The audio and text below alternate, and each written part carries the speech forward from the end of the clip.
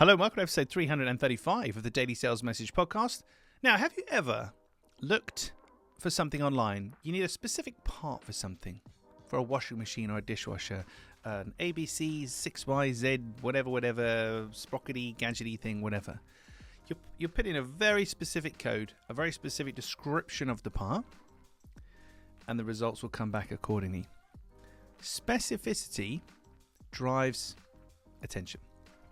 As a seller, so I'm being so kind of profound here today. As a seller, the more specific you can be about what you do and how you help people, the more kind of niche, I guess you would call it, the more focused. So we help specifically these people with specifically this problem and specifically this way. The more you can do that, the more you're going to get the attention of the people who are actually going to buy from you. There's this kind of red herring effect where people feel like if they sell to anyone and everybody and they do anything, it's attractive because they're casting a wide net.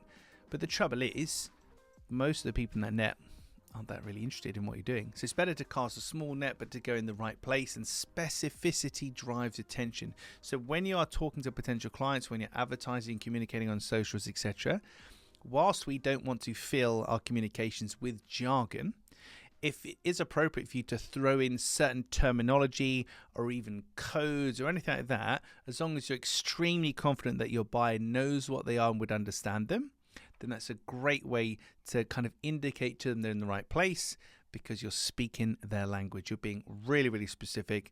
And I always say that buyers want details, non-buyers want space. If you want to buy something, you've got questions, you will be specific, you're trying to get answers. If you don't want to buy something, you'll be quite wishy-washy and broad. So when somebody says, oh, great, can you send me some more information? The best response to that is, absolutely, what is it you'd like to know about in particular?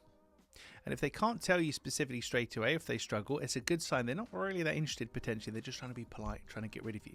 Whereas if they say, oh, because I want to know if this will do that or deliver on this time and blah, blah, if they give you any kind of specificity, that's a sign they're a buyer. Buyers want details, non-buyers want space. So remember in your communications to be as specific as possible. If you're going to include jargon and codes and terminology, make sure you're supremely confident your audience understand it. But if you are, then by all means use it, because that specificity will drive their attention. Right, that's it for this episode of the podcast. Tomorrow in 336. 336.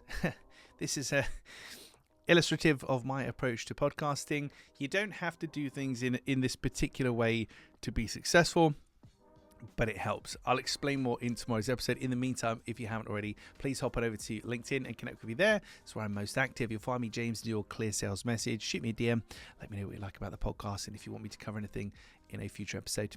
Thank you for listening or watching all the way to the end. I do appreciate it. I'll catch you tomorrow for another mysterious edition of the Daily Sales Message.